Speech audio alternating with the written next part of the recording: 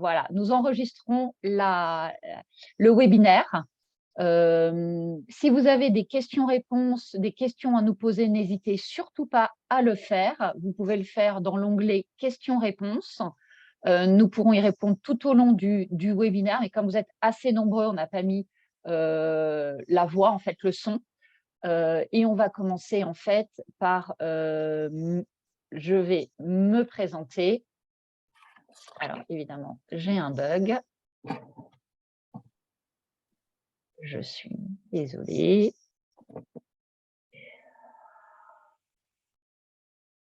Vous voyez Florian ou moi? Vous voyez toujours Flo? On voit toujours que la première slide. On voit que la première slide. On voit que la première slide. C'est pas normal. Est-ce que je vois?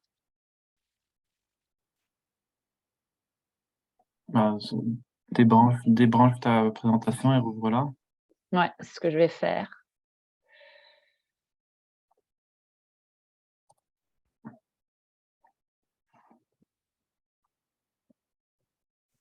Le technique, voilà, c'est toujours comme ça. J'arrive de suite. Je la fais redémarrer.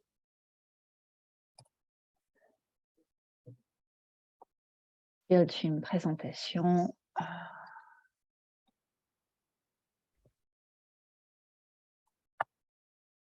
Le zoom. Et ça arrive. Beau fond d'écran. Voilà. Voilà. Donc aujourd'hui, nos spécialistes sont Monsieur Chiron et moi-même. Ce que je vais faire, c'est que Monsieur Chiron, Florian va d'abord se présenter et moi, je le ferai après. Ou tu veux que je commence? Non, tu peux commencer. Ouais, je commence. Donc, je suis conseillère patrimoniale. Je travaille avec Florian depuis 4 ans et demi maintenant. Et mes domaines, je fais partie aussi du réseau Expatriation Allemagne, puisque je fais partie du bureau de direction, du board, où je m'occupe de la communication avec LinkedIn depuis 3 ans maintenant. Et mes domaines de compétences au sein, en tant que conseillère patrimoniale, sont tout ce qui est assurance. Donc, bien sûr, est-ce qu'il faut acheter ou pas?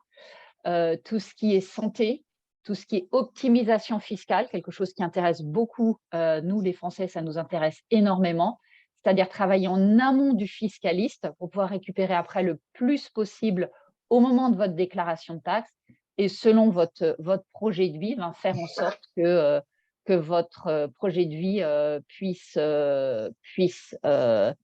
vous ayez plus de patrimoine au moment où vous repartez de l'Allemagne. Et moi, si vous voulez, ça fait 18 ans maintenant que je suis en Allemagne et 8 ans que je suis basée à Francfort avec Florian. Donc, bonsoir à tout le monde.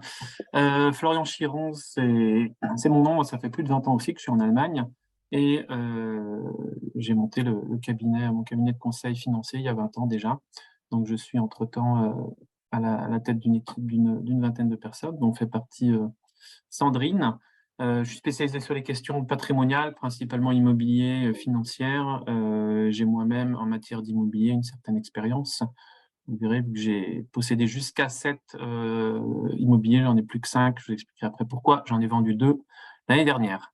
Donc ce soir, la présentation est sur le thème de l'immobilier. Vous pouvez retrouver des infos sur moi sur le site que j'ai, qui est sur la slide, florianchiron.de. Vous pouvez aussi me retrouver sur LinkedIn où je poste quasi tous les jours un petit peu un billet sur ma vie de conseiller, les choses que je rencontre au quotidien et ce qu'on peut me dire de la part des clients, donc souvent des choses qu'il s'agit de déconstruire ou de donner mon avis sur l'actualité. Donc si vous êtes un peu au fait de l'actualité pour les Français en Allemagne sur les finances personnelles, vous pouvez me suivre aussi sur LinkedIn, bien volontiers.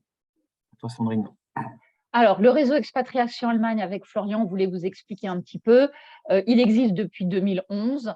On aide en fait les Français à s'intégrer aussi bien au niveau administratif, social et fiscal des Français en Allemagne. On fait un conseil en français puisque c'est notre spécialité. Nous sommes indépendants et nous sommes présents physiquement excusez-moi, sur Francfort, Munich, Stuttgart et Berlin. Vous pouvez retrouver toutes les informations, bien sûr, sur le site. Notre accompagnement est vraiment pour objectif de vous couvrir via les assurances indispensables. On va parler de l'achat immobilier, est-ce que c'est pertinent ou pas. Vous couvrir aussi via les assurances indispensables pour l'achat immobilier. Maintien de vos avantages sociaux français aux manières de retraite et de santé. L'optimisation fiscale qui est actuellement d'actualité, puisqu'on en parle beaucoup. Les solutions d'épargne qui vous sont adaptées en tant que Français. Et l'avantage, quand vous êtes avec nous, c'est d'avoir un conseil qui est en français. Notre accompagnement pour votre investissement immobilier ou dans l'immobilier, comme vous verrez aujourd'hui, on va avoir plusieurs choses que l'on va vous suggérer, que Florian va vous suggérer. Eh bien, c'est une étude financière. Donc, quel est le meilleur montage pour investir ? Et puis après, nous allons avoir des informations fiscales et réglementaires. La recherche d'un financement, quand vous voulez faire un financement, vous verrez un petit peu plus tard comment ça se passe, avec le processus où vraiment on va vous accompagner. Si vous voulez acheter dans de l'immobilier ou des parts d'immobilier, on vous accompagne toujours dans tout le processus d'achat. Et si vous achetez un bien immobilier en dur, en pierre, eh bien, les assurances, on vous dit quelle assurance il faut avoir en France, qui ne sont pas les mêmes que les assurances en Allemagne. Maintenant, Florian va vous expliquer un petit peu comment tout ça marche et particulièrement les changements sur les taux. On peut envoyer le sondage. Alors, c'est ce que j'étais en train de faire. Et reviens en avant, reviens plus haut. OK. Alors, on vous a fait un petit sondage, si vous pouvez le remplir, ça pourra nous aider de dire si vous souhaitez vous-même acheter dans l'immobilier en Allemagne dans les 12 prochains mois. Donc, soit oui, soit non, soit vous attendez le webinaire pour savoir, soit vous ne savez pas. Merci de jeu. On a déjà une question. Oui, c'est savoir si on va envoyer la présentation. Alors, on ne le fait pas, mais par contre, on va la publier sur... la vidéo sera publique. Donc, on vous tiendra au courant sur la page Facebook et LinkedIn d'Expatriation Allemagne quand elle sera disponible. Alors, je partage les résultats. Donc, c'est assez disparate. Merci aux 30 personnes qui ont participé. Oui, 12, enfin 40%, non, 13%. Donc, bonjour les entre guillemets, touristes ou intéressés. J'attends ce webinaire pour savoir, bon, au moins, on n'aura pas servi à rien et vous savez pas. Très bien, merci beaucoup. On va noter les résultats parce qu'on vous posera la même question après le webinaire. Alors, je vais prendre une petite photo pour le savoir exactement et les garder. Absolument, ouais. Florian. Et donc, on va commencer la partie 1, c'est les changements sur les taux d'intérêt, car ces changements sont importants sur l'année 2022. C'est même assez unique et sans précédent. Hein. Donc, on voit ce qui s'est passé les 10 dernières années. Donc, moi, j'ai acheté, par exemple, ma maison en avril 2010. Donc, ça n'a rien à voir avec le début du slide. Je n'ai pas fait en mémoire à cet achat. Et à l'époque, effectivement, on finançait autour des 4%. Donc, c'est là que j'avais eu mon prêt. Et j'ai renouvelé le prêt en 2020, donc 10 ans après, à 0,7%. Donc, ça correspond exactement au graphique que vous voyez sous vos yeux. Les taux de crédit à 10 ans sont passés de 4% à moins de 1%. L'année dernière, pendant que les taux de base de la Banque centrale européenne ont aussi diminué de 1 à 1,5% en 2010-2011 à 0%. Ça a été la politique monétaire très accommodante de la Banque centrale, suite notamment aux crises financières et à la crise de la dette. Hein. Donc, on parle ici d'une déflation au niveau des taux. Et ça a permis à beaucoup de gens d'acheter de l'immobilier, ces taux bas. Donc là, on va voir un petit peu ce qui s'est passé depuis. Et voilà, vous voyez le graphique est encore, ce graphique date de août ou de septembre, et donc il n'est pas encore actuel. Les taux depuis la fin de l'année. Donc, à noter que ça ne date pas de la guerre en Ukraine, hein, c'est avant que ça a commencé, la hausse. Ça a commencé à peu près mi-décembre à monter en flèche. Donc, on est passé de moins de 1% il y a un an à plus de 4% aujourd'hui. Vous voyez, ça, c'est les taux qu'on a sortis hier de notre système, le meilleur taux du marché sur un plan d'investissement de crédit donné était de 4%. Et là, bon, c'est les taux nous proposés en moyenne. Donc 4,15% sur 10 ans.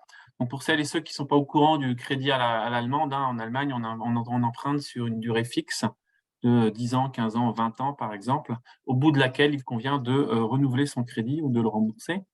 Et on va voir que ça peut poser problème, parce que je vous avais dit tout à l'heure, j'ai acheté en 2010 et j'ai refinancé en 2020 à un taux très faible. Mais si j'avais acheté en 2015 et qu'il faut refinancer en 2025, ou tout simplement si j'avais acheté fin 2012 et qu'il faut refinancer en 2022, c'est-à-dire maintenant, il y a aujourd'hui beaucoup de gens qui passent d'un taux de 2 à 4%, ce qui n'est pas obligatoire. D'ailleurs, la banque n'est pas obligée d'accepter. Donc, si leur mensualité est amenée à augmenter fortement, comme on le voit tout à l'heure, il peut y avoir des problèmes importants, surtout si dans le même temps, leur facture d'électricité et de gaz augmente en flèche.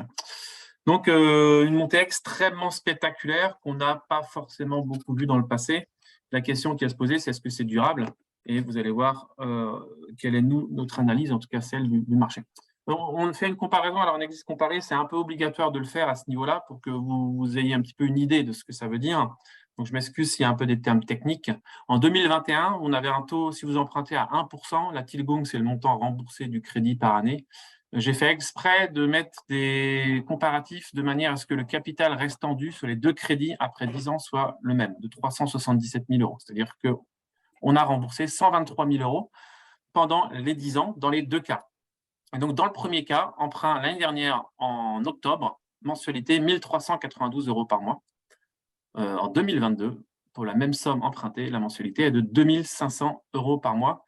Ce qui veut dire que le coût du crédit, alors le sacro-saint coût du crédit, tarte à la crème à la française que tout le monde nous sort, qui n'a pas beaucoup d'intérêt parce qu'il faut comparer ça à autre chose finalement. Donc de fait, ce n'est pas un coût, mais c'est une autre entité sur laquelle il faut se pencher. Le coût du crédit, il y a un an sur 10 ans, était de 44 000 euros. Il passe à 177 000 euros. Donc il y a une perte d'argent claire et nette, pur et dur, entre un achat l'an dernier et un achat aujourd'hui de 133 000 euros sur un crédit de 500 000, soit 1 108 euros perdus par mois. Pardon, on a une question. Comment expliquer la différence de taux entre les banques françaises et allemandes? C'est dû à des contraintes réglementaires qui font que les taux en France s'ajustent beaucoup plus lentement que les taux en Allemagne. Notamment, il y a la question du taux d'usure qui est renouvelé chaque mois. Mais les taux actuels en France sont une aberration, à savoir que les banques françaises aujourd'hui prêtent aux particuliers moins cher que ce que les particuliers prêtent à l'État français. Une aberration économique, parce qu'il est bien évident qu'un particulier n'a pas le pouvoir ni de battre monnaie, ni de lever de l'impôt pour avoir des revenus, donc contrairement à l'État finalement. Donc c'est une aberration. Donc il faut évidemment, et tous les articles montrent, en France, les taux ils vont monter. Il faut pas, l'année prochaine, on aura aussi des taux à 4% en France. Il ne faut pas s'inquiéter. Donc ça peut être évidemment, tout le monde dit aujourd'hui, il faut se précipiter sur le crédit en France, mais en tout cas en Allemagne, les taux ils sont très ajustés au marché. Aujourd'hui, les banques en France, elles perdent de l'argent. C'est très simple sur le crédit. D'ailleurs, elles donnent très peu de crédit. Il ne faut pas non plus se leurrer. Comme elles savent qu'elles perdent de l'argent, pour donner des crédits, il faut vraiment que les dossiers soient solides. Donc voilà un petit peu pourquoi, mais c'est une incongruité effectivement remarquable. Mais si ça rebaissait, les taux, quand ils ont baissé, ils ont baissé plus vite en Allemagne qu'en France. Alors pourquoi une telle hausse? Bon, je ne vais pas faire de l'économie, je ne suis pas un macroéconomiste, mais cela dit, une des raisons, c'est l'inflation. Donc, le graphique de droite vient avant le graphique de gauche. On avait une inflation proche des 0% l'année dernière, et aujourd'hui, on est en Allemagne à 10%. C'est le chiffre qui est sorti le mois dernier. Donc, inflation, notamment suite à tout un tas de critères et de facteurs, mais notamment la hausse des prix de l'énergie, la hausse des prix alimentaires, et tout ça qui ont été évidemment amplifiés par la guerre en Ukraine, par les problèmes de sécheresse pour tout ce qui est alimentaire, et donc une inflation qui a pris une ampleur importante, qui a conduit la Banque centrale, avec beaucoup de retard, disent tous les analystes, on voit que l'inflation a commencé à a monté en janvier-février, avant l'Ukraine, hein, ça a été amplifié par la guerre. La Banque centrale a réagi 6 mois après avec des petites hausses de taux. Aux États-Unis, on est déjà à 4,5% hein, sur les taux de la Fed, la Banque centrale américaine. Donc, on n'ira pas à ces niveaux-là en Europe, mais on va monter à 2,5% sur les taux courts. Dans les taux courts de la Banque centrale ont un impact sur les taux longs. C'est pas obligé, hein, ça ne suit pas obligé, mais il y a quand même un impact important. Le taux de la Banque centrale donne une indication sur où vont aller après les taux. Hein. De fait, c'était une politique accommodante de la Banque centrale européenne, de soutien à nombreux États endettés, de soutien aussi à l'économie après la crise financière. On était à une aberration. Hein. L'aberration, c'était que l'État allemand, par exemple, il fallait le payer pour lui prêter de l'argent. Hein, donc, c'est comme si vous allez voir votre banquier, le banquier dit on vous autorise on vous prête de l'argent et en plus de ça, on vous donne des sous pour le fait de vous prêter. Donc ça, c'était ce qui s'est passé pendant plusieurs années avec l'Allemagne qui avait des taux d'emprunt négatifs. Même la France a eu des taux d'emprunt négatifs. C'est pas quelque chose qui est cohérent. Les taux d'emprunt, ils doivent être au moins autour du taux d'inflation pour qu'il y ait un intérêt pour l'investisseur de prêter son argent. Donc là, on est sur un retour à la normale, hein. Ce qui veut dire c'était les 10 dernières années qui étaient une aberration et donc une exception. Et vu l'endettement des États, il n'y a pas grand-chose à attendre au niveau des États. Donc, on est à un retour à la normale. On va avoir des cures d'austérité assez difficiles parce qu'il va falloir supporter les dettes publiques dans le futur. Et donc, c'est fort peu probable que les taux se remettent à baisser. Et je pense qu'on pourra ouvrir les livres d'histoire en se disant que ça a été une période assez exceptionnelle, celle des 10 dernières années, au moins au niveau des taux. Exceptionnel, je n'ai pas dit bien ou pas bien, hein, j'ai dit simplement que c'était exceptionnel et que c'est plutôt quelque chose qu'on risque de pas forcément revoir. Hein. Donc, alors, il y a une question, pardon. Ah oui, je vois la question. Voilà, ouais. Il n'a pas bien compris la nécessité d'un refinancement au bout de X années. En principe, on emprunte le montant nécessaire à son achat. Oui, alors donc ça, c'est dans les webinaires. On fait les webinaires sur le financement immobilier, la manière dont ça fonctionne de manière claire. Le financement en France, c'est un financement, on commence le jour J, on finit au bout de 25, 30 ans, 40, peu importe, et auquel cas le crédit est remboursé. En Allemagne, on emprunte une certaine somme sur une certaine durée, par exemple 10 ans, par exemple 15 ans. Et au bout des 10 ans, il y a un capital restendu à rembourser ou à refinancer. C'est comme ça que ça marche en Allemagne. En Allemagne, il y a très peu de crédits. On commence aujourd'hui, on finit dans 25 ans ou 30 ans, ou alors à des conditions assez effroyables. Donc voilà, c'est deux systèmes de financement qui sont différents. Et si vous allez en Espagne, en Angleterre, vous êtes sur des taux courts à 1 an, 2 ans. Donc tous les 2 ans, les crédits sont renouvelés, ce qui aura un impact évidemment massif aussi dans ces pays-là. On se rappelle que la crise des subprimes aux États-Unis a aussi été précipitée par des hausses de taux, notamment avec les particuliers qui ne pouvaient plus financer, hausse de taux et hausse des prix d'énergie aussi, les particuliers qui ne pouvaient plus financer leur dette. Hein. Donc voilà, on n'est pas sur un système de financement similaire en Allemagne qu'en France. Alors les conséquences à cette hausse des taux, donc ici vous voyez les graphiques, la ligne noire c'est l'augmentation, on est sur une augmentation par rapport à l'année précédente du nombre de crédits accordés. Donc en 2020, c'était stable par rapport à l'année précédente, même en légère hausse hein, sur la deuxième partie de l'année. Hein. Et en 2021, la hausse a continué. Donc on a clairement eu une hausse forte des crédits donnés entre fin 2020 et mi-2021. Et ça a commencé à baisser après. Les banques ont commencé à resserrer les conditions de crédit. Et depuis, donc ça a baissé déjà dès la fin de l'année 2021. Et ça a été stable, ça a tenu le coup en début d'année, le marché. Et à partir de juin, juillet, ça a commencé à baisser. Aujourd'hui, on est sur des moins 20%, c'est-à-dire qu'il y a 20% de crédits en moins donnés aujourd'hui par rapport à 2021, qui elle-même était en baisse par rapport à 2020. Donc, on est sur, à certains endroits, des diminutions très fortes.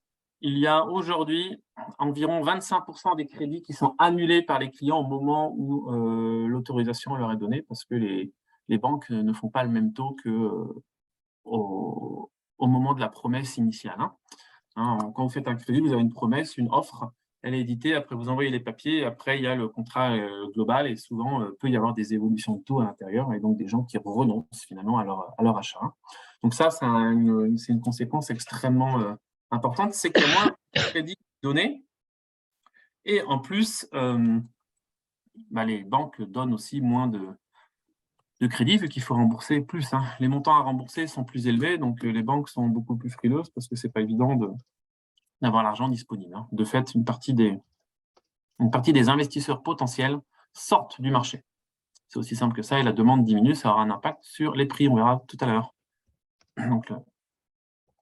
Et donc là, c'est en France, parce qu'il n'y a pas forcément beaucoup de différences en France, il y a seulement des différences en termes de temps, on sait où la France va. Donc au troisième trimestre, il y a eu une hausse des taux, donc on était à 1,88, donc vous voyez quand même la différence avec l'Allemagne, c'est effectivement très important. Les conditions, alors 1,88, c'est pour des Français qui habitent en France, qui ont un énorme apport, etc. Si vous habitez en Allemagne, malheureusement, vous aurez du mal à avoir ces taux-là, vu que pour les non-résidents, c'est beaucoup plus cher. Donc les conditions d'emprunt ont créé un allongement classique en France, allongement de la durée des prêts. On est passé en un an de, je crois, c'était 18 ans en moyenne à 21, 22 ans aujourd'hui. Ouais, 22. Et ça risque de continuer. Donc ça, c'est un article des Échos qui en date. On est hyper actuellement. Pourquoi il y a son micro qui est ouvert, monsieur là? Je ne sais pas. Voilà. Donc voilà, sur les taux d'intérêt, donc ça a fortement augmenté et ça a un impact forcément sur les prix. Pourquoi? La théorie est la suivante, si le crédit est plus cher, si les banques en donnent moins, il y a plein de gens qui ne peuvent plus se les payer. Quand il faut sortir 2 500 € par mois, alors que l'année dernière, il fallait sortir 1 300, il y a moins d'acheteurs. Moins d'acheteurs veut dire une pression sur les prix qui est évidente. C'est-à-dire que les vendeurs, avant l'année dernière, tous vendaient comme des petits pains, finalement. Il y avait une annonce, vous la postiez, il y avait 3 appels dans la journée, c'était vendu.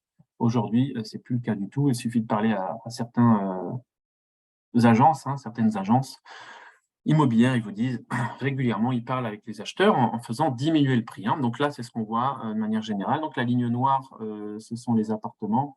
L'indice global, c'est la ligne violette. Et tout ce qui est maison est en gris. La seule chose qui a encore augmenté, c'est la ligne bleu clair, c'est le neuf. On va en parler après. Pourquoi le neuf continue d'augmenter? Vous voyez les prix d'achat. Pardon, Florian, une question. Vous allez savoir dans les pages suivantes. Ça va arriver, justement. C'est un peu de patience. En tout cas, de fait, les prix ont commencé à baisser. On va voir où ils vont aller. On n'est pas devin. Si j'étais devin, je ne serais pas ici à faire une présentation. Je serais plutôt en train de spéculer sur la baisse des prix. Donc là, c'est certaines villes, ce qui s'est passé entre le premier et le deuxième trimestre, donc c'est quand même assez brutal. Par exemple, Leipzig, Cologne. Moi, j'ai un ami, il a vendu à Cologne entre mars, le jour où il voulait vendre, et juin, le jour où il a vendu, il a effectivement dû baisser son prix sur une maison bien située. Donc Munich, Berlin, Hambourg, Francfort, donc on est plutôt autour des 0%. Donc ça frémit à la baisse. Si, par exemple, Francfort, que je connais bien, si on regarde dès qu'on s'éloigne à 10 km de la ville, ça a commencé à baisser les prix. Et au troisième trimestre, on est sur des évolutions qui sont similaires. Donc, voilà. Alors ça, c'est... Attends, Florian, il y a une question. Pourquoi Francfort a augmenté en comparaison à Cologne? C'est des histoires de marchés locaux, de développement économique des villes, d'évolution démographique des villes, du nombre d'habitants, du revenu par habitant, etc. Ça, c'est difficile à dire. Donc, c'est peut-être parce que Francfort est champion d'Europe de foot, mais je pense pas non plus. Donc, non, chaque ville a ses évolutions qui sont différentes. Et effectivement, on parle du Big 7, du top 7 en Allemagne, c'est-à-dire les 7 plus grosses villes dont font partie Francfort et Cologne, avec Munich, Düsseldorf, Hambourg, Stuttgart et Berlin.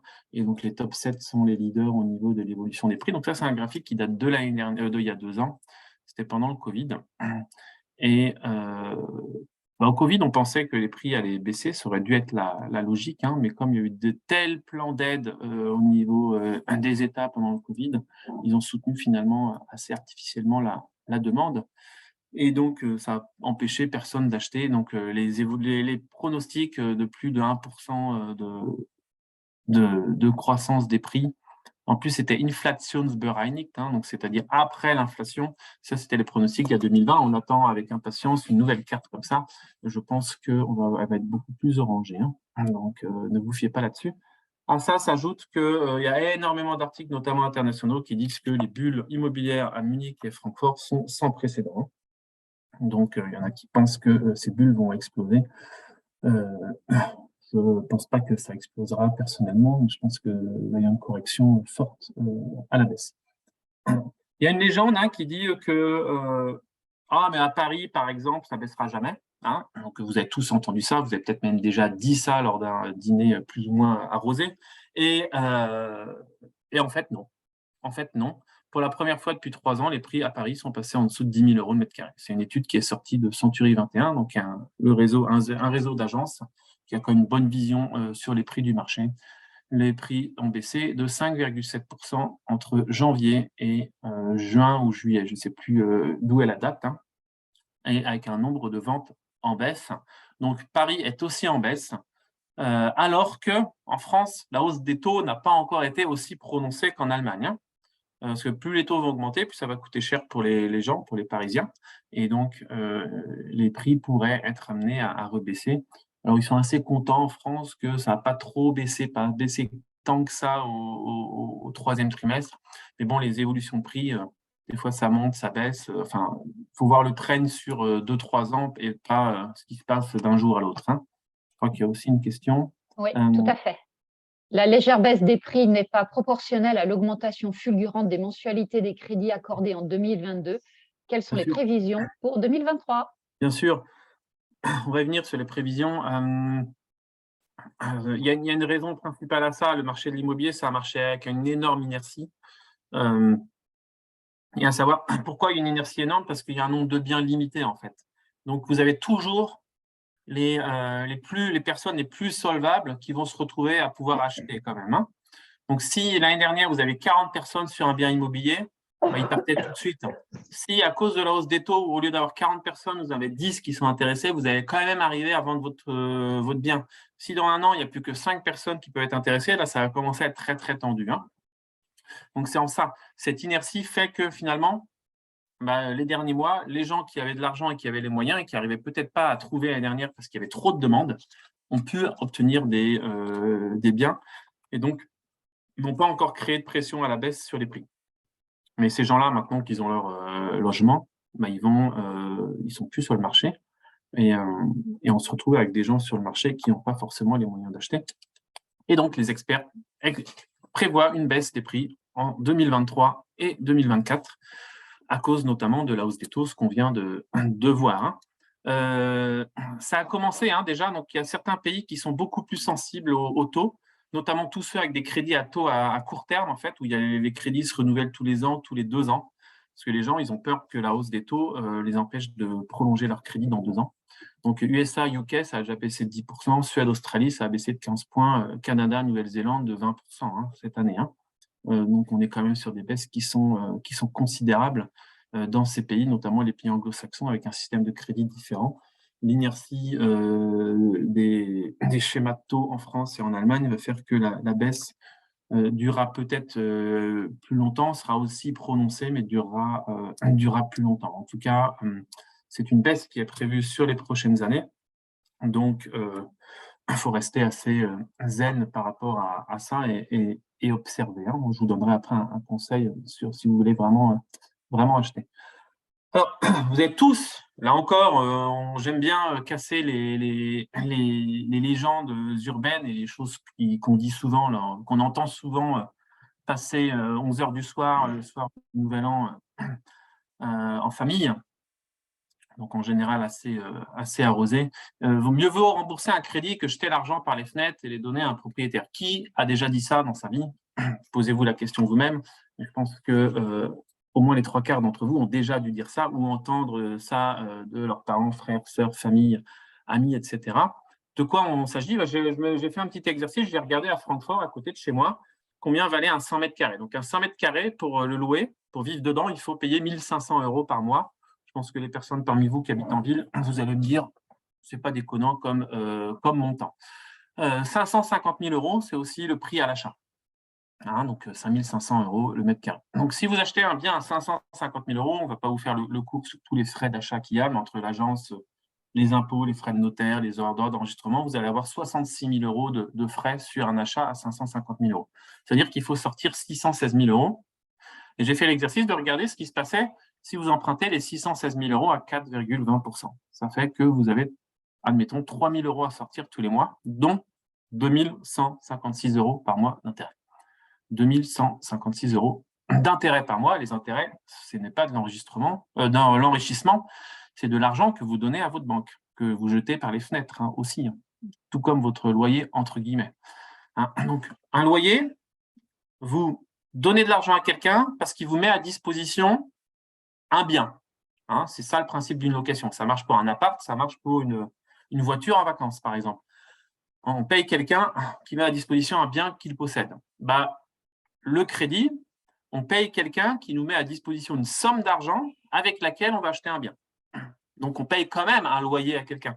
Et vous avez peut-être… il y a une époque, on parlait de loyer de l'argent. Moi, quand j'écoutais, je ne sais plus comment il s'appelle, Jean-Pierre Gaillard ou je ne sais plus quoi, à Bourse de Paris, j'étais jeune, j'avais 11 ans, 12 ans, il était sur France Info, et il parlait du loyer de l'argent à l'époque, donc qui n'était, et qui veut bien dire ce qu'il veut dire.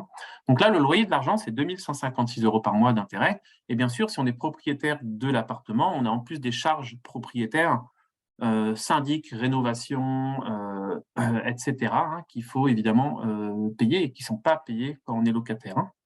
Il faut savoir que quand vous êtes locataire, vous payez certes des charges, mais votre propriétaire, il en paye certaines en plus.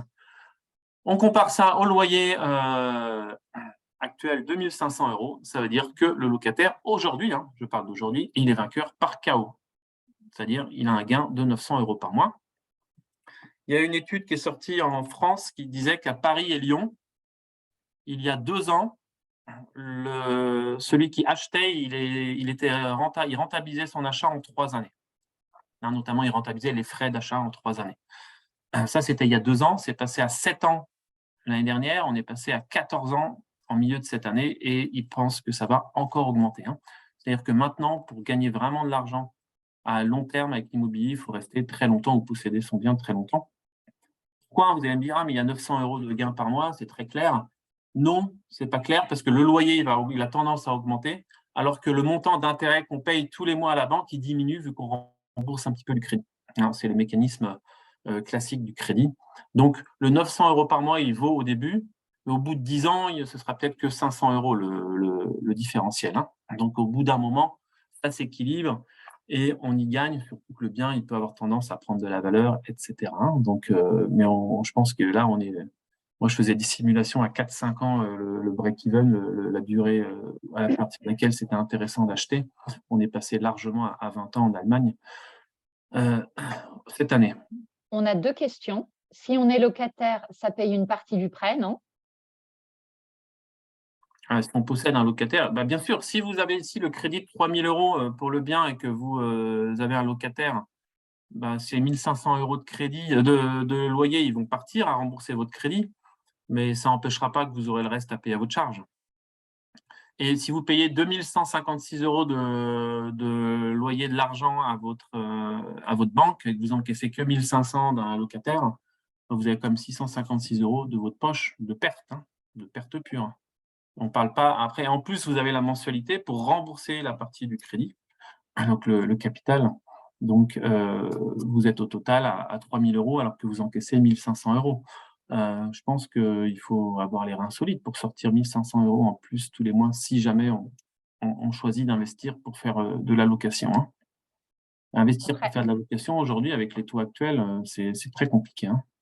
Après, on a charge propriétaire. 300 € par mois pour un 100 mètres carrés. Je parle que des charges propriétaires. Je ne parle pas des charges vie courante, poubelle, gaz, eau, etc., qui viennent en plus.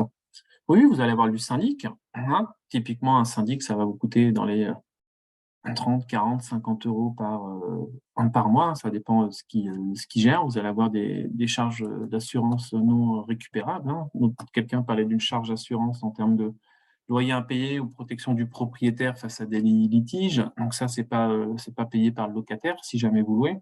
Et puis, il faut penser que vous avez des rénovations à faire. Euh, la réglementation, elle se durcit en Allemagne, hein. Vous êtes peut-être même en France, hein. Notamment tout ce qui est énergétique, ça se durcit fortement. C'est-à-dire qu'il y a interdiction de mettre des chaudières au fioul à partir de l'année prochaine, au gaz à partir de 2025. Donc, dès qu'une chaudière, ça dure 25, 30 ans maximum, hein. Donc, il faut la remplacer, cette chaudière. Et pour remplacer une chaudière, il faut des sous. Donc, pour avoir ces sous, il faut mettre de l'argent tous les mois de côté, hein. Et donc, c'est ce qu'on appelle mettre une réserve, une Rücklagen, hein, en allemand, de côté pour financer les travaux, refaire le toit, l'isolation, la peinture, la cage d'escalier, la chaudière, la tuyauterie, toutes ces choses-là, ça s'entretient et pour l'entretenir, il faut des sous. Donc c'est pour ça que 2 à 3 euros du mètre carré, c'est largement bien estimé. Il suffit de demander à des gens qui possèdent une maison, par exemple en France ou en Allemagne, combien ils dépensent chaque année dans l'entretien de leur maison. Moi, je te parlais à mes parents, ça fait 30 ans qu'ils sont propriétaires de différentes maisons. Ils m'ont dit 2 euros le mètre carré, mais tu rêves, c'est bien plus ça. Alors après, ils font des belles choses. On n'est pas obligé de mettre son intérieur comme on le souhaite, mais les rénovations, enfin, pour avoir une maison agréable et belle et bien entretenue, il faut mettre des sous tous les mois. Et quand on est locataire, on n'a pas besoin de le faire, hein. On ne parle pas ici de changer une ampoule, hein. On parle de grosses rénovations. Donc voilà, nous, notre conclusion partielle à ce moment-là, c'est il est Attends, urgent. Flo, avant de faire la conclusion, il y a une autre question. C'est pour ça. Si on a bien compris, en 2022, il est plus intéressant de devenir propriétaire et locataire de son futur logement que d'investir dans l'immobilier locatif. En d'autres termes, passer de locataire à propriétaire, on met entre Non, parenthèses. même pas. Même pas. Il est plus intéressant de devenir locataire, enfin de rester locataire. C'est parce que si vous êtes propriétaire, dans le cas précédent, vous passez de 1 500 euros de loyer à 3 000 euros de crédit, dont 2 156 euros de coût du crédit. Donc vous appauvrissez tous les mois de 900 euros si vous devenez propriétaire. Si vous êtes locataire aujourd'hui et que vous passez propriétaire dans cette constellation-là, mais les constellations elles vont être toutes les mêmes. Vous n'allez pas quitter un 100 mètres carrés pour un 25 mètres carrés. En général, d'ailleurs, on quitte plutôt un 80 mètres carrés pour un 100 mètres carrés quand on devient propriétaire. On s'améliore. Enfin, si on devient proprio, c'est pas pour diminuer en termes de niveau de vie. Donc vous avez en plus cet effet-là qui s'ajoute. Donc aujourd'hui, si moi, je suis locataire actuellement, parce que la maison que j'ai refinancée, je l'ai cédée. Je suis locataire parce que c'est moins cher qu'être propriétaire. Et mes biens immobiliers, j'en ai vendu donc 2 sur la dernière année. Là, je suis en train d'en vendre un troisième en attendant que ça baisse trop, hein. Donc, pour un petit peu diminuer mon exposition à l'immobilier, et puis aussi parce que j'ai passé la durée des 10 ans qui fait que je peux vendre sans impôt. Donc, c'est pour ça que, comme disent les Allemands, abwarten, tee trinken, donc faites comme les messieurs là, au ski, tranquille, vous buvez votre bière, vous regardez le temps qui passe. Vous constituez un capital, on va voir comment après, et puis vous attendez que les prix aient un peu baissé pour pouvoir vous lancer, sachant qu'il faut quand même avoir les reins solides. Comme disait Homer, la vie est en grande partie une question d'attente, donc là aujourd'hui c'est le moment d'attendre, malheureusement, et on ne disait pas du tout la même chose il y a 2 ans. Il y a 2 ans, on disait attention, il y a un risque. Attention, vous allez acheter peut-être à un prix trop élevé, mais vous pouvez encore vous le payer.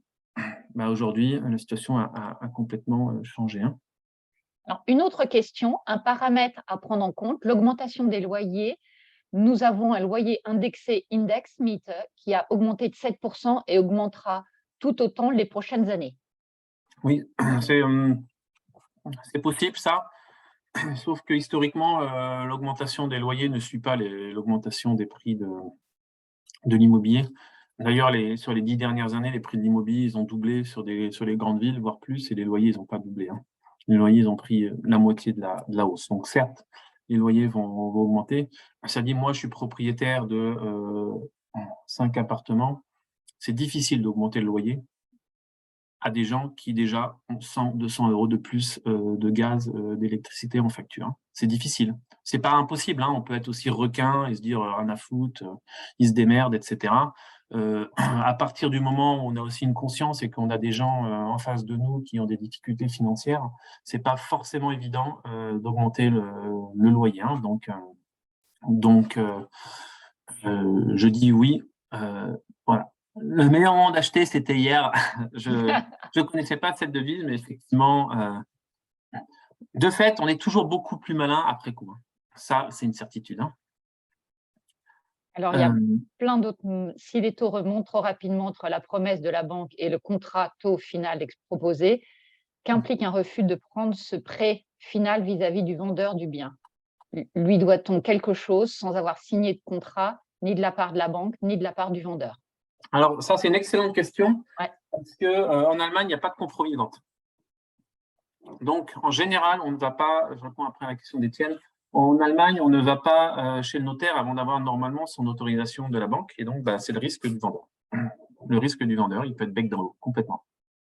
Et c'est pour ça qu'aujourd'hui, il y a certains vendeurs, ils vont vous demander de payer un certain montant, 1% du prix d'achat, cash, au moment on se tape dans la main, j'achète, je tape dans la main, tu me payes 1% et on se retrouve chez le notaire quand tu auras ton crédit. Et ceux-ci, ils sont perdus si jamais tu n'as pas ton crédit. Il y a de plus en plus de gens qui font ça et ils n'ont pas tort. Parce que comme il y a un crédit sur 3 qui explose en vol, même auprès de gens qui sont solvables, c'est compliqué. Donc, mais comme il n'y a pas de compromis de vente, en France, le fait qu'il y ait des compromis de vente, ça fait que les gens sont quand même un petit peu pieds et poings liés parce que faire péter une vente après un compromis de vente, ça coûte. Donc en Allemagne, ça coûte rien. Rien à craindre si on achetait il y a 2 ans, donc correct.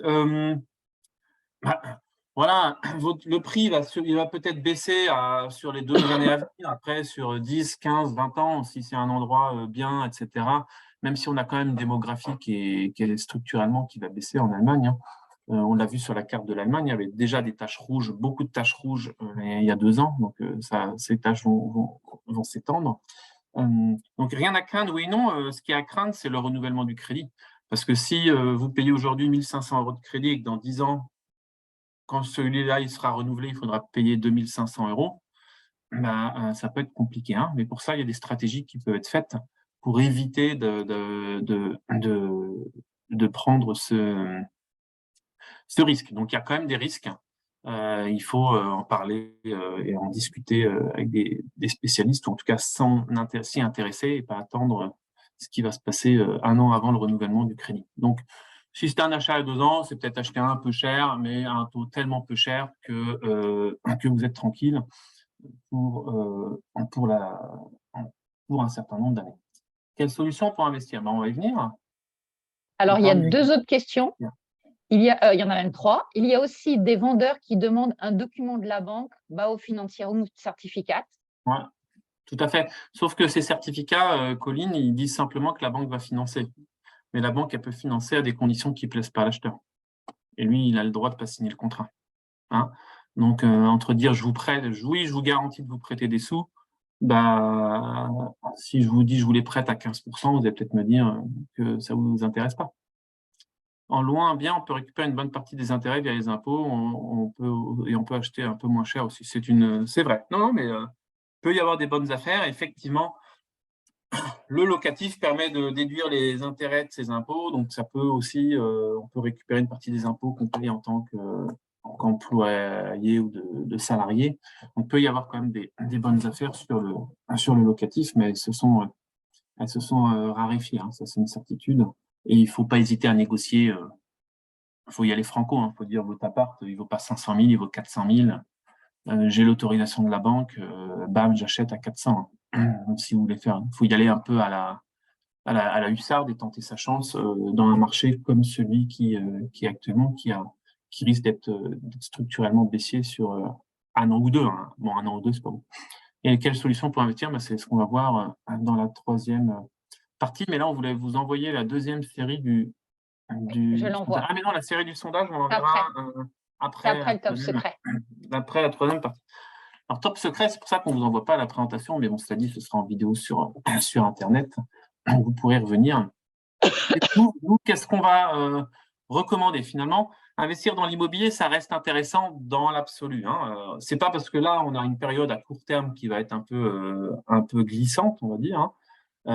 Ça n'a jamais été idiot d'acheter de l'immobilier. Donc, une solution qui est beaucoup appréciée, notamment des non-résidents, parce que la vie en Allemagne, c'est pas forcé que vous y restiez là 10 ans, 20 ans, hein. Je vous disais tout à l'heure, il faut peut-être 20 ans pour rentabiliser une résidence principale, hein. Maintenant, c'était 4 ou 5 ans en 2019, par exemple. Donc, en 2019, dire c'est rentabilisé au bout de 3-4 ans, bah, c'est pas un problème, hein. Je fais ma carrière ici, et puis si dans 3-4 ans, je suis ailleurs, c'est pas gênant. Bon, bah, si c'est 20 ans, la durée de laquelle vous devez rester en Allemagne, c'est un peu plus compliqué. C'est pour ça qu'une solution que beaucoup apprécient, c'est d'investir dans des parts de SCPI. C'est une épargne diversifiée, la SCPI. Donc, vous investissez dans l'immobilier. C'est de l'immobilier professionnel auquel on n'a pas accès en tant que particulier, hein. Il n'y a que les CPI ou les grosses entreprises ou gros investisseurs qui ont accès. Vous investissez, donc c'est diversifié parce qu'il y a plusieurs centaines d'immeubles, hein. Vous avez des SCPI qui investissent dans les bureaux, vous avez des SCPI qui investissent dans du commerce, dans de l'entrepôt, dans des établissements de santé, dans des parkings, que sais-je encore, mais plusieurs centaines dans plein de pays différents. On peut accéder ça à partir de montants extrêmement faibles, hein, un billet de 1 000 euros, ça n'existe pas, mais les billets de 1 000 euros, mais vous voyez l'idée, et à partir de 200 euros par mois. Donc, il est possible de s'enrichir progressivement et d'investir dans l'immobilier progressivement. J'ai ma fille qui... Désolé. Tout à fait. Ça nous permet donc d'investir. Je reprends juste pendant que tu es avec ta fille. C'est bon, je suis là. Ma fille qui s'est pointée. Donc, c'est accessible à partir de très petits montants, hein. Vous avez vu sur l'immobilier en résidence principale ou en locatif, on est sur des montants qui sont bien plus importants, hein, que tout le monde n'a pas forcément. C'est disponible et liquide, en tout cas plus que l'immobilier. Alors, c'est pas liquide comme un livret, hein, on est bien d'accord. Il faut quand même avoir 3 mois devant soi avant de récupérer l'argent. Et puis, comme il y a un petit peu comme il y a aussi des frais de notaire, etc., qui sont intégrés au prix de la SCPI, on ne peut pas vendre immédiatement sans risque de perte. Donc, il faut viser quand même 5-6 ans, mais c'est tout à fait liquide et plus que l'immobilier classique, hein, parce qu'essayer de vendre un bien immobilier, ça prend du temps. Et si on veut l'argent tout de suite sur l'immobilier, on est obligé de brader. Les revenus locatifs, la SCPI, ça ramène entre 4 et 5% par an de revenus, hein, donc c'est intéressant. Moi, vous avez dit que j'avais vendu un appart l'année dernière, notamment, je l'ai vendu et j'ai investi une partie en immobilier, en SCPI. Enfin, moi, j'ai plus de 200 sur toutes les SCPI, les noms là que vous voyez en dessous. Je dois avoir 7 ou 8 ou 10 SCPI différentes, je ne sais plus. Et ça me rapporte tous les mois 800 euros, hein, par mois de revenus complémentaires. Donc, pour 200 000 euros investis à peu près, hein. Donc, quelque chose vraiment de régulier et de sympathique. Et on est en fiscalité française, je l'appelle non punitive, dans le sens où on subit 27% d'impôts. Le propriétaire de SCPI en France, il va payer, lui, du 40-45%, sauf si celle-ci a des biens situés hors de la France, hein, hors du marché domestique. Donc ça, après, c'est des choses que nous, on étudie en fonction de votre situation. On a nos partenaires, tout ce qui se fait de mieux en termes de SCPI. Sofidy, Perial, Quorum, Voisin, Aurial, on a peut-être oublié quelques-uns un peu plus exotiques. Mais donc ça, c'est des choses qui sont possibles de faire en alternative à l'immobilier en direct et qui vous permettent quand même d'investir dans l'immobilier, donc de profiter du dynamisme de ce marché sur quand même un long terme, mais en prenant un risque extrêmement faible par rapport à celui de prendre un crédit pour une résidence principale ou du locatif. Alors, on a plein de questions sur l'immobilier, sur la SCPI. Donc, l'immobilier SCPI en Allemagne, non, il n'y a pas. Par contre, il y a des SCPI de droit français qui investissent en Allemagne. La fiscalité allemande sur les SCPI, c'est une fiscalité française, donc ce sont des véhicules français. Alors, il y a une fiscalité allemande, le cas échéant, si les biens des SCPI sont situés en Allemagne. Honnêtement, moi, ça doit représenter 100 euros par an.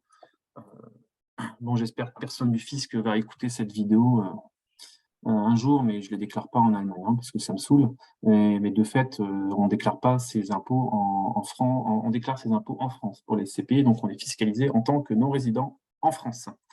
L'immobilier d'entreprise va être impacté dans la rentrée. Ça a déjà commencé en fait, hein, notamment parce que l'immobilier d'entreprise a subi un peu plus le Covid que l'immobilier résidentiel. Donc avant, on était sur des rendements à 5, aujourd'hui on est à 4,2, 4,3. mais l'impact, il ne va pas être non plus méga énorme. Si on regarde les impacts des dernières crises immobilières en France, 94, 95, sur des CPI, des vieilles SCPI comme Immorente, par exemple, pendant que les prix du marché baissaient de 30%, les prix de la SCPI baissaient de 0.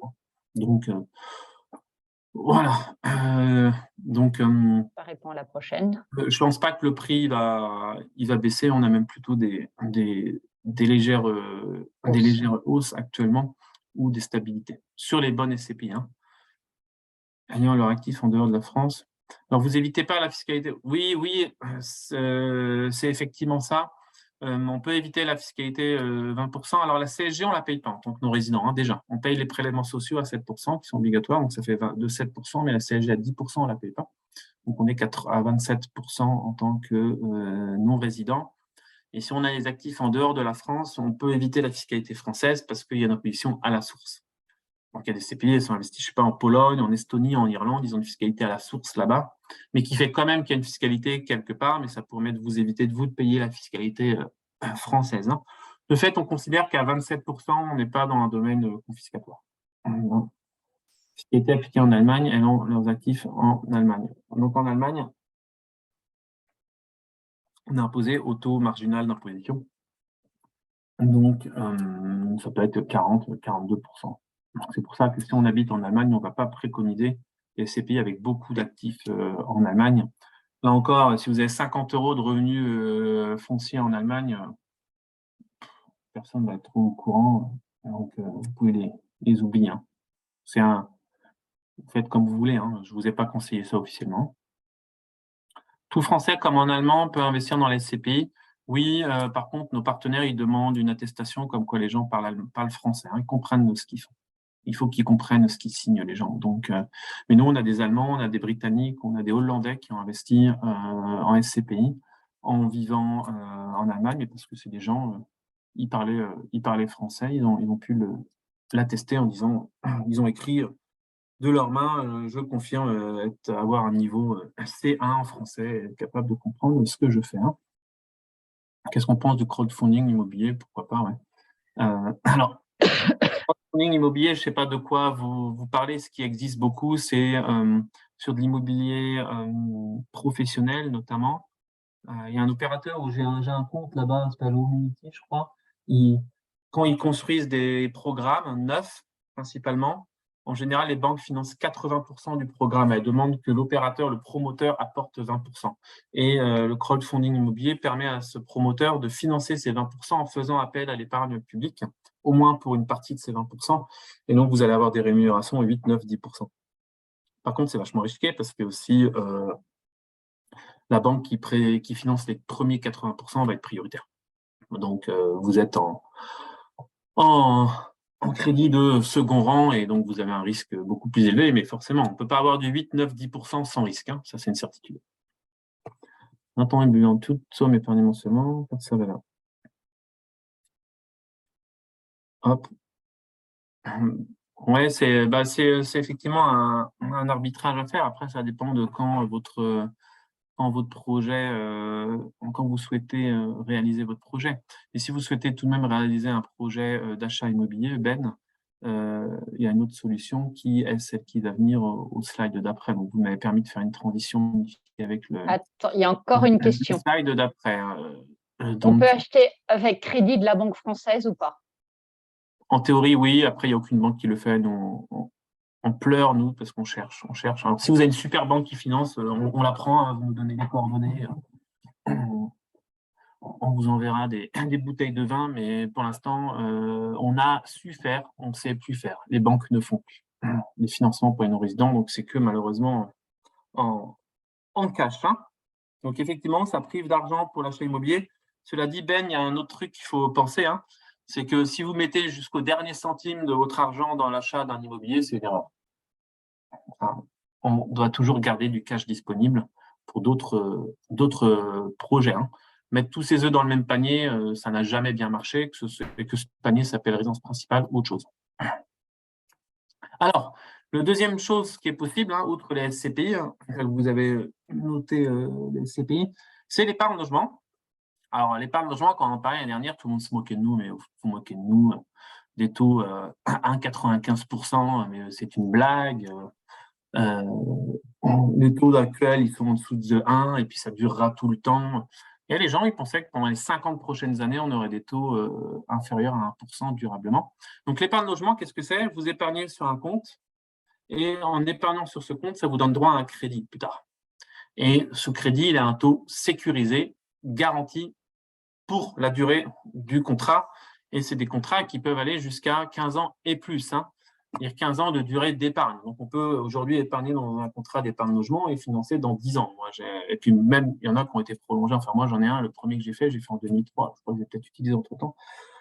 Quel est l'intérêt de l'épargne logement? C'est que vous sécurisez les taux du marché de l'année dernière encore. C'est-à-dire que c'est la seule possibilité qui existe d'emprunter à moins de 1%. Donc, nous, on a des contrats épargne logement où si vous avez mis 50 000 euros à l'intérieur, vous pouvez emprunter 50 000 euros à 0,95%. Si vous voulez emprunter plus, on va avoir des taux plutôt à 1,95, mais qui sont quand même 2 fois inférieurs au taux du marché actuel. Donc, quelque chose qui était beaucoup moqué l'année dernière parce que les taux étaient plus chers que le marché. Aujourd'hui, il y en a beaucoup qui regrettent de ne pas l'avoir fait et de ne pas nous avoir écoutés, d'avoir fait ça pour refinancer. Donc, tout à l'heure, je ne sais plus qui disait, j'ai acheté il y a 2 ans, est-ce que c'est risqué? Si le crédit dure 10 ans, il faut faire un plan d'épargne logement pour sécuriser le refinancement de l'achat. Donc, si vous avez un projet d'acheter dans 2, 3 ans, 4 ans, 5 ans, je ne sais quand, l'épargne logement, c'est une solution idéale pour mettre des sous de côté et avoir un taux garanti. Sachant que nous, on ne vous garantit pas que ça existera encore l'année en fin d'année. Les caisses d'épargne logement avec qui on travaille, il y en a déjà qui ont commencé à relever leurs conditions sur les nouveaux contrats. Donc, ça fonctionne comme ça. Dès que vous êtes entré sur un contrat, les conditions seront valables vie entière. Par contre, il peut y avoir des nouveaux contrats à partir de l'année prochaine, que sais-je, où là, on aura des taux qui sont différents. Et donc, ceux qui auront les anciens contrats, ils seront chanceux, et puis les autres, ils seront malchanceux. Mais finalement, à chacun de s'occuper de ses affaires aussi et de faire les investissements les plus judicieux au bon moment. Donc ça, c'est une excellente solution pour sécuriser les taux si jamais vous voulez acheter ou refinancer. À condition d'acheter en Allemagne uniquement, certes, cela dit, nous, on a une caisse épargne logement qui permet de financer si on veut acheter en France. Alors, elle ne permet pas de financer des gros montants, mais jusqu'à 50 000 euros quand même d'emprunt. C'est toujours pas mal. On a beaucoup de clients, ils font un Bauspar Vertrag en Allemagne. Ils rentrent en France, ils achètent en France. Ils prennent le crédit épargne logement en Allemagne. Ça leur permet d'avoir un apport supérieur en France. Donc, c'est toujours bien d'avoir de l'apport en France pour diminuer le taux du crédit de la banque. Donc, c'est aussi quelque chose qui est possible. Dans ce cas-là, on adapte la voilure, effectivement, par rapport à vos projets. Est-ce qu'on peut en avoir plusieurs? Bien sûr. Ce n'est pas limité comme en France. Moi, j'en ai 4. Comment est-ce possible que les taux de l'an dernier soient encore proposés avec Bauspar Vertrag? Parce que les Bauspar Vertrag, c'est pas un financement via les marchés financiers. Les Bauspar Vertrag, c'est du financement via les épargnants. Donc, c'est de l'épargne collective. C'est un mécanisme d'épargne collectif. Donc là, on est une cinquantaine ce soir. Si tout le monde met 100 euros par mois, le premier mois, il y a 50 fois 100, ça fait 5 000 euros. Donc, ça permet de prêter 5 000 euros à un de nous pour qu'il achète quelque chose. Et cette personne va rembourser le crédit au fur et à mesure du temps. Donc, c'est de l'épargne collective. On est tous ensemble pour s'aider les uns les autres, finalement. Donc, il n'y a aucun moment appel à l'épargne sur les marchés financiers au taux à 4% aujourd'hui. Donc, c'est pour ça qu'on a ces taux qui peuvent être très faibles. Et les contrats qui sont actuels, on reste sur les mêmes conditions que l'an dernier pour l'instant. Pour l'instant. Là encore, moi je dis toujours, on a une garantie de 6 semaines. Parce que si les caisses d'épargne avec qui je travaille disent on change les conditions, elles changeront par exemple dans 6 semaines. Donc elles disent les 6 prochaines semaines, il faut y aller aux anciennes conditions et puis après c'est fini. Donc c'est un beau principe que l'épargne logement, et c'est le seul aujourd'hui qui permet encore de se garantir des taux inférieurs à 2%. Donc, si vous ne savez pas où épargner votre argent et que vous souhaitez que ce soit sécurisé, tranquille et que ça vous aide pour un achat immobilier, c'est une bonne solution. Et ça permet, on le voyait tout à l'heure, vous pouvez faire un combo entre Bauspar Vertrag et CPI. On a plein d'autres clients qui utilisent un plan épargne logement allemand pour acheter des parts de SCPI en France. Donc, ils empruntent à 2% pour acheter un truc qui rapporte 4 ou 5. Donc, il y a un levier financier qui est extrêmement intéressant. Donc, ça, on a beaucoup de clients qui font ça. Et moi-même, je l'ai fait en juillet. Donc, n'hésitez pas à faire le combo. Si vous souhaitez acheter un logement. Alors, il y a une petite question. Est-ce que l'argent est bloqué sur le compte épargne logement? Oui, entre 3 et 6 mois. C'est-à-dire que si à partir du moment où on veut l'argent, ça met 3 à 6 mois pour le débloquer. On peut le débloquer tout de suite, mais on a une pénalité de l'ordre de 2-3% de l'argent qui est dessus, donc c'est un peu bête. Donc, il faut en tenir compte, effectivement. Cela dit, si vous achetez un logement et c'est pour le prendre le crédit, on peut l'avoir tout de suite. Donc, nous, on trafique pour éviter les 6 mois de délai en déclenchant un crédit pour que l'argent il soit là tout de suite et en remboursant le crédit juste après. Donc, ça, c'est une technique. Mais bon, on est dans la technique financière sur comment utiliser les conditions pour optimiser. Si vous souhaitez acheter tout de même, et c'est tout à fait possible. Alors là, ce slide, on n'a pas changé l'image. Hein, c'est une image qui date de l'an dernier, parce que si vous arrivez à trouver, si vous écarquillez les yeux et que vous allez voir la colonne à peu près au milieu, il y a écrit SINS. Et vous voyez, on est à des trucs autour de 1%. Donc, c'est un petit peu une image collector. Mais en tout cas, nous, on a un comparateur de crédit qui nous permet d'accéder à 450 banques du marché allemand, hein, donc pour trouver l'offre la plus adaptée. Donc, si vous souhaitez acheter, n'hésitez pas aussi à passer avec nous. On a accès au courtage. Et allez pas voir votre banque parce que vous proposera souvent la même chose et puis après, vous empêchera qu'on vous suive, hein, parce qu'ils auront bloqué commercialement votre dossier. Donc, vous ne serez pas accompagné par nous, ce qui est quand même dommage parce que un achat immobilier, ça se fait pas comme ça en claquant des doigts. C'est bien d'avoir un accompagnement, notamment avec des gens qui comprennent le schéma et peuvent vous l'expliquer en français et comparer avec un système français. Donc ça, n'hésitez pas si jamais vous souhaitez acheter. Et le dernier truc, ça concerne les gens qui souhaitent l'immobilier pour préparer leur retraite. Alors, là, c'est encore la tarte à la crème. Hein, je souhaite faire de l'immobilier pour préparer leur retraite. Tarte à la crème dans le sens où il n'y a pas grand monde qui fait comme ça, enfin pas beaucoup de retraités qui vivent de leur immobilier à la retraite. En tout cas, les gens, ils ont plutôt tendance à vendre leur immobilier parce qu'ils en ont marre de s'en occuper. Je le vois avec mes parents et puis avec autour de mes parents, ils sont tous en train de vendre. Donc, si vous voulez préparer votre retraite et en disant je voulais acheter de l'immobilier pour préparer ma retraite, vous pouvez le faire différemment avec la retraite défiscalisante. C'est défiscalisante, il y a un S qui manque. Vous pouvez encore en profiter en 2022. Quel est le principe? Vous mettez des sous sur un contrat épargne retraite et cet argent-là, il est déductible de votre revenu imposable. Donc, vous allez en récupérer 35 à 45%, dépendant de votre revenu, avec des versements jusqu'à 25 000 euros par an et par personne, desquels on retranche que vous versez dans la retraite publique. Mais bref, on peut vous calculer combien vous pouvez verser à l'intérieur d'une retraite défiscalisante. Et ça vous permet d'investir derrière sur des solutions. On peut investir à l'intérieur d'un contrat de retraite défiscalisante sur des solutions immobilières, là aussi, pour rester sur de l'immobilier, donc qui va rapporter 4-5% tout en préparant sa retraite et en réduisant les impôts. C'est aussi une solution tout à fait avantageuse. Mon conseil, vous l'avez compris, c'est faire les 4 choses que je vous ai montrées. Alors après, ça dépend de vos moyens. C'est sûr que si vous avez 10 000 euros de revenus par mois, c'est plus facile de faire les 4.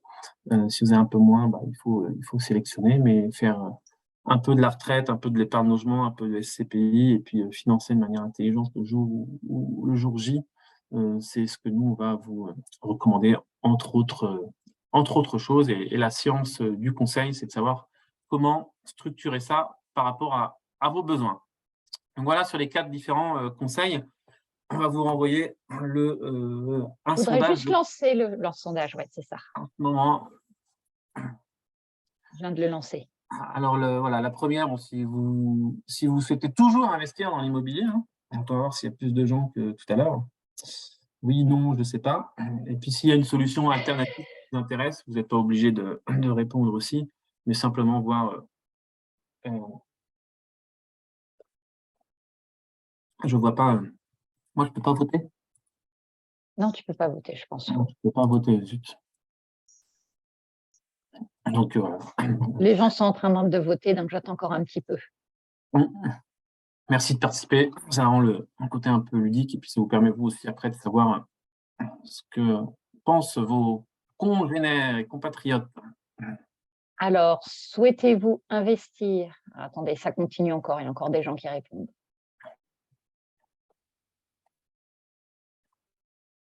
Tout le monde n'a pas répondu, mais là, je vais mettre fin pour que En tout cas, merci partager pour les votre... résultats, pour que tout le monde puisse voir. Donc, il y en a 22% qui disent oui. Il y en Tout à a l'heure, on était 38. à 40% tout à l'heure, non? Alors, tout à l'heure, je reprends la photo. Tout à l'heure, nous étions à 40%, tout à fait. Dans les noms, tout à l'heure, on était à 13%, nous sommes maintenant à 38%. Et dans les je ne sais pas, on avait 46 et là, on est à 41. D'accord. J'attends de voir le webinaire et je ne sais pas. Et Ok, ouais. après, les solutions alternatives, donc 38% pour la SCPI, le Bausch par l'épargne logement, 34%, crédit parmi les 450 banques, 16%, et 13% dans la Basis Rente. D'accord, ok. Donc, tu fais une photo, mais en tout cas, merci de votre participation et ce côté ludique. Il y a une question encore, Florian. On va vous envoyer, on n'a pas en... on va vous J'ai envoyer, envoyé le Forms. on va vous envoyer à J'arrive. l'instant un petit sondage qui vous permet de donner un feedback sur J'ai juste une question. Quelles sont les conditions d'accès au crédit via Bausch par Fairtrag et quel montant maximum peut-on emprunter? Ça va dépendre de la hauteur du montant, mais on peut emprunter jusqu'à 300 000 euros. Après, ça dépend évidemment de combien on a versé à l'intérieur du Bausch par Fairtrag. Mais il n'y a pas de limite, en fait. Donc, après, jusqu'à 50 000 euros, on peut emprunter en blanco d'Arléne. En crédit blanco, c'est-à-dire qu'on n'est pas obligé de passer chez le notaire, de mettre un enregistrement dans le registre foncier. Donc, on évite tout un tas de coûts, on évite tout un tas de documents. Et ça, c'est effectivement intéressant, ça permet de le faire très rapidement. Notamment, on peut acheter avec par de SCPI, il y a seulement besoin d'une feuille de paye. Donc, on vous a envoyé dans vos Voilà, boîtes mail un formulaire. je vais vous envoyer un Forms avec un formulaire. Nous avons le 2 novembre Alexandra et Margot qui font un webinaire Je sur… peux mettre le lien du Forms aussi dans le chat pour ceux qui veulent cliquer directement dessus. Vous pouvez donc je ne peux pas là, non. Mais je vais l'envoyer par email.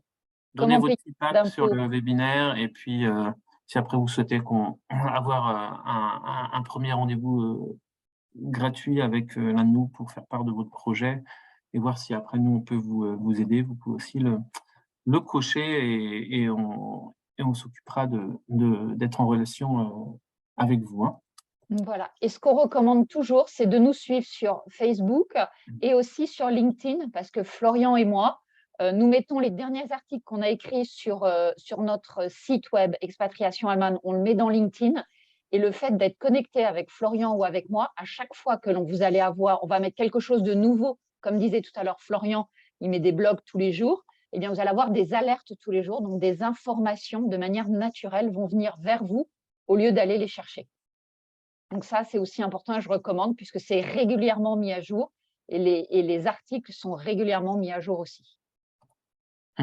Donc voilà, et n'hésitez pas donc si vous voulez être en contact avec nous, nous voir en rendez-vous pour un premier rendez-vous bilan, n'hésitez pas. Le Form c'est là pour ça, nous on est là pour ça et puis après on verra avec vous si on peut travailler ensemble ou pas et si ça vous convient. Voilà pour bonne soirée tout le monde. Merci pour votre persévérance et suivez-nous sur les réseaux sociaux pour savoir quand la présentation sera mise en ligne. Pour pouvoir y retourner s'il y a eu des moments assez un peu plus compliqués en termes de compréhension et de clarté. Au revoir et à la prochaine fois. Merci beaucoup.